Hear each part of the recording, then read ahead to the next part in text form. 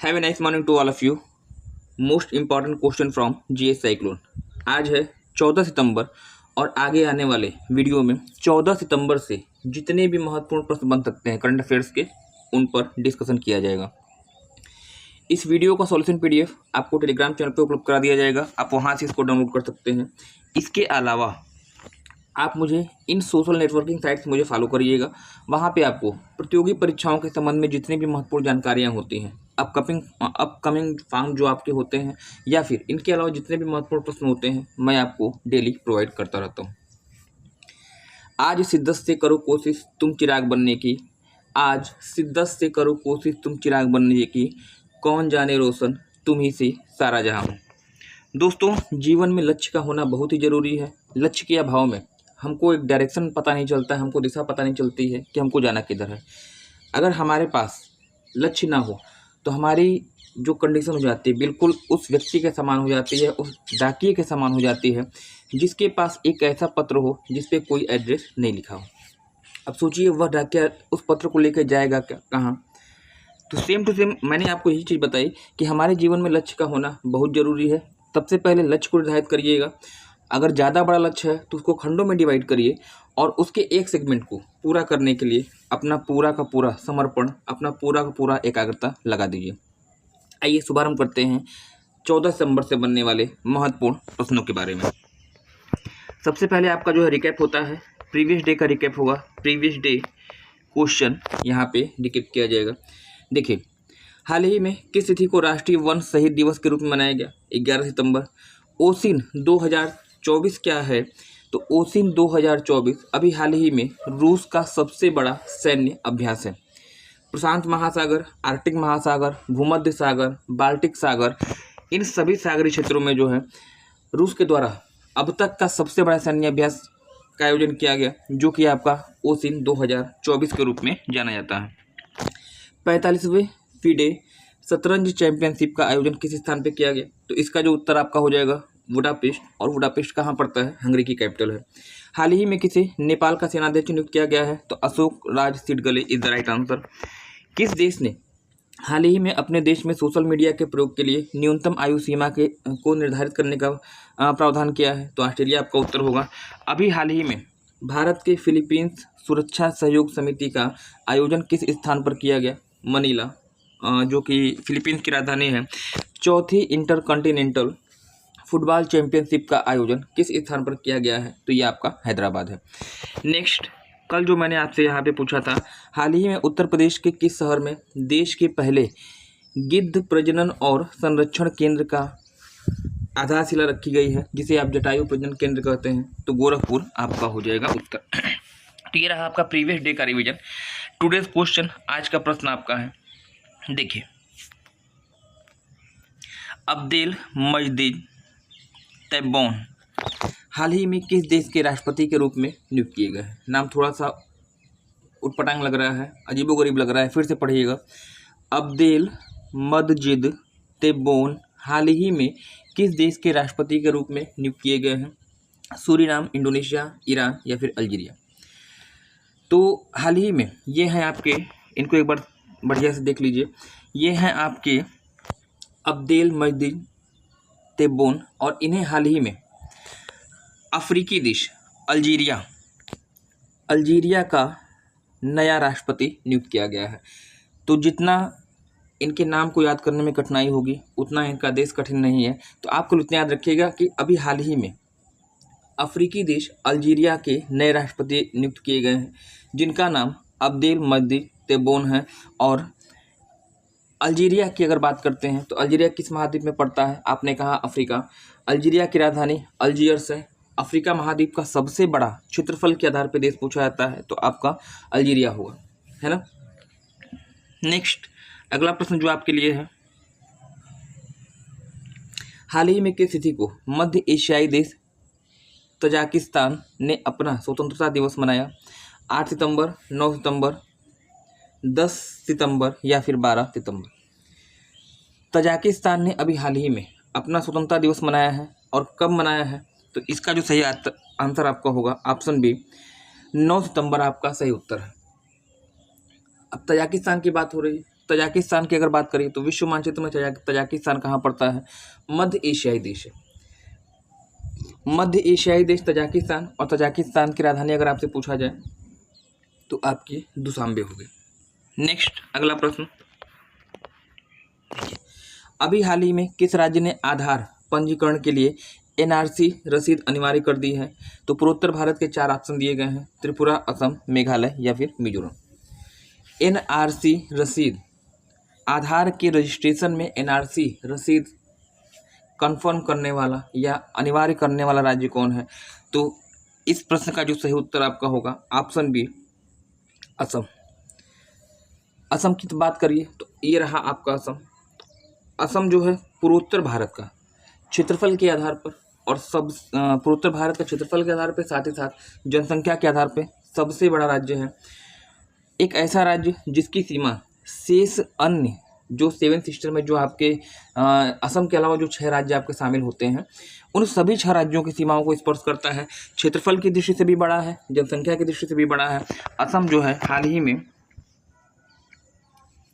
आधार के पंजीकरण के लिए एनआरसी रसीद अनिवार्य करने वाला राज्य बना है।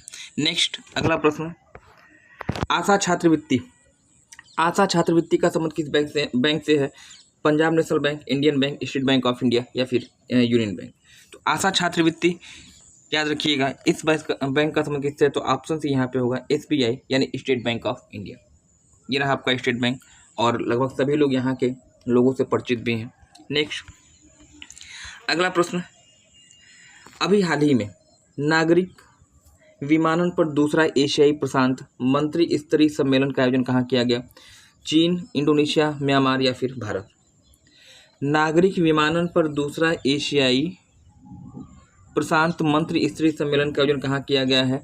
तो इस प्रश्न का जो सही उत्तर है, दूसरा एशियाई प्रशांत मंत्री स्तरीय सम्मेलन की बात हो रही है। ऑप्शन डी यहाँ पे होगा, भारत में नई दिल्ली में इसका आयोजन किया गया था। क्या है इसके बारे में मुख्य चीज़ें, इसको आप एक बार देख सकते हैं। यहाँ पे देखिए 11-12 सितंबर 2024 को भारत मंडपम नई दिल्ली में आयोजित किए गए इस सम्मेलन की मेजबानी अंतर्राष्ट्रीय नागरिक उड्डयन संगठन CICAO और नागरिक उड्डयन मंत्रालय भारत सरकार के द्वारा की गई। यह देखिए 11-12 को हुआ था, 11-12 सितंबर में। अब कहाँ पे हुआ था? तो भारत मंडपम दिल्ली में स्थित है, यहाँ पे इसका आयोजन किया गया है। और जो पहला सम्मेलन आपका हुआ था 2018 में, मतलब आज से लगभग 6 साल पहले हुआ था बीजिंग में, तो ये भी आपको ध्यान देना होगा। नेक्स्ट जो अगला प्रश्न है आपका, यहाँ पे दिया गया कि हाल ही में भारत और फ्रांस के मध्य में हुए सैन्य अभ्यास वरुण में भारत की तरफ से किस जहाज ने भाग लिया था? हाल ही में भारत और फ्रांस के बीच में आपका हुआ था सैन्य अभ्यास, वरुण सैन्य अभ्यास भूमध्य सागर के तट पर। और इस सैन्य अभ्यास में भारत की तरफ से किसने भाग लिया था? किस युद्धपोत ने भाग लिया है? तो INS विक्रांत दिया है, INS अरिहंत दिया है, INS तबर दिया है और INS सूर्य दिया है। तो ये रहा आपका INS तबर, आपको स्क्रीन पे दिखाई दे रहा है। इंडियन नेवी का तबर लड़ाकू युद्धपोत है। और भारत फ्रांस के बीच में भी वरुण सैन्य अभ्यास का आयोजन किया गया था भूमध्य सागर के तट पर, और उसमें पार्टिसिपेट करने वाला भारत की तरफ से ऑप्शन सी यहाँ पे आपका राइट हो जाएगा। नेक्स्ट हाल ही में चर्चा में रहे इल्हान उमर का संबंध किस देश से है? इल्हान उमर चर्चा में थी। ऑप्शन में यहाँ पे 4 ऑप्शन दिए गए हैं, एक तो ईरान है, पाकिस्तान है, सोमालिया है या फिर तुर्की। तो इल्हान उमर की बात हो रही है और इनका संबंध किस देश से है? इस प्रश्न का फिलहाल जो सही उत्तर यहाँ पे है, ये जो है ऑप्शन सी होगा, सोमालिया। अफ्रीकी देश, पूर्वी अफ्रीका का देश है सोमालिया। सोमालिया की राजधानी मोगादिशु, और यहाँ से इनका जो जन्म है इल्हान उमर का संबंध जो है वह किस देश से है? तो आपका उत्तर यहाँ पे सोमालिया हो जाएगा। अच्छा, चर्चा में क्यों थी, इनके बारे में कुछ चीज़ें मैं यहाँ पे फैक्ट आपको बता रहा हूँ, उसको आप ध्यान रखिएगा। देखिए चर्चा में रहे इल्हान उमर का जन्म सोमालिया में हुआ तथा ये वर्तमान में USA के मिनीसोटा प्रांत से सांसद हैं। अमेरिकी संसद के सदस्य बनने वाली अमेरिकी संसद से सदस्य बनने वाली ये पहली अफ्रीकी शरणार्थी हैं तथा मिनीसोटा का प्रतिनिधित्व करने वाली ये पहली अश्वेत महिला भी हैं। मतलब ये जो है इनका कहा गया जन्म इनका सोमालिया में हुआ है, लेकिन ये जो है यूएसए की मिनीसोटा प्रांत की सांसद रही हैं इस समय, और मिनीसोटा का प्रतिनिधित्व करने वाली ये पहली अश्वेत महिला है। भारत विरोधी नीतियों के समर्थन के कारण ये चर्चा में रहती हैं और अभी राहुल गांधी से इनकी मुलाकात हुई थी और यही कारण है कि ये इस समय क्या थी, चर्चा में थी। तो इल्हान उमर को आप याद रखिएगा, ये इनका फोटो आप देख लीजिए, यहाँ पे स्क्रीन पे आपको दिखाई दे रहा है। इल्हान उमर का संबंध जो है जन्म सोमालिया में हुआ है, लेकिन वर्तमान में ये जो है मिनीसोटा यूएसए के सांसद रही हैं, पहली अश्वेत महिला रही हैं। नेक्स्ट अगला प्रश्न, लगभग आधा रास्ता। इस सेशन में हमने लगभग आधा रास्ता जो है तय कर लिया है। भारतीय यहाँ पे इस वीडियो को जो सॉल्यूशन पीडीएफ है मैं आपको टेलीग्राम पे दे दूंगा, मैं आप वहाँ से डाउनलोड कर सकते हैं। इसके अलावा आप मुझे इन सोशल नेटवर्किंग साइट पे फॉलो करिएगा, आपको अच्छे प्रश्न वहाँ पे प्रोवाइड करता रहता हूँ। भारतीय सेना के संबंध में मालपे और मुल्की क्या है? लड़ाकू विमान, सबमरीन युद्धपोत है या फिर हेलीकॉप्टर है। तो दो चीज़ें हैं यहाँ पे, मलपे याद रखिएगा, मुल्की याद रखिएगा। क्या है तो ऑप्शन सी बताइएगा। परमाणु रोधी युद्धपोत आपके हैं यहाँ पे मालपे और मुल्की, है ना, तो इनको भी आप देख लीजिए एक बार फिगर में। नेक्स्ट जो अगला प्रश्न आपका है, अभी हाल ही में भारत के किस महिला खिलाड़ी ने राष्ट्रमंडल शतरंज चैंपियनशिप में गोल्ड मेडल जीता है? अंडर 16 राष्ट्रमंडल शतरंज चैंपियनशिप का आयोजन किया गया था और इसमें भारत की तरफ से सुभी गुप्ता, यहाँ पे जो आपका सही उत्तर आपका होगा ऑप्शन ए, सुभी गुप्ता ने अंडर 16 राष्ट्रमंडल शतरंज चैंपियनशिप में भारत के लिए गोल्ड मेडल जीता है और ये रही आपकी सुभी गुप्ता, ठीक है ना। और इसका अगर बात करेंगे तो चलिएगा प्रीवियस डे क्वेश्चन यहाँ पे मैं आपको बता दूँ। प्रीवियस डे क्वेश्चन आपका क्या है, मैंने कल आपसे पूछा था चौथी इंटरकॉन्टिनेंटल कप फुटबॉल चैंपियनशिप का आयोजन किस स्थान पर किया गया? सीरिया, ईरान, भारत या फिर चीन। तो इस प्रश्न का जो सही उत्तर है चौथी इंटरकॉन्टिनेंटल कप फुटबॉल चैंपियनशिप का आयोजन कहाँ पे हुआ था? हैदराबाद यानी भारत में। तो इस प्रश्न का उत्तर तो आपका भारत हो जाएगा। और यहीं पे अगर आपसे पूछ देता कि यह फुटबॉल चैंपियनशिप कितने जीता था तो इस प्रश्न का उत्तर क्या हो जाता? सीरिया आपका हो जाता। क्वेश्चन ऑफ द डे, आज का जो क्वेश्चन है आपके लिए, अभी हाल ही में ट्रेन कनेक्ट ई प्लेटफॉर्म किसके द्वारा लॉन्च किया गया है? अमित शाह, नरेंद्र मोदी, पीयूष गोयल या फिर अनिल वैष्णव। इस प्रश्न का उत्तर आप मुझे कमेंट सेक्शन में बताएंगे। चैनल में पहली बार आए हैं, चैनल सब्सक्राइब करके बेल आइकन प्रेस कर दीजिएगा, क्योंकि ऐसे ही प्रतियोगी परीक्षाओं की दृष्टि से महत्वपूर्ण कंटेंट मैं आपको प्रोवाइड करता रहता हूँ। तो okay, thanks for joining me.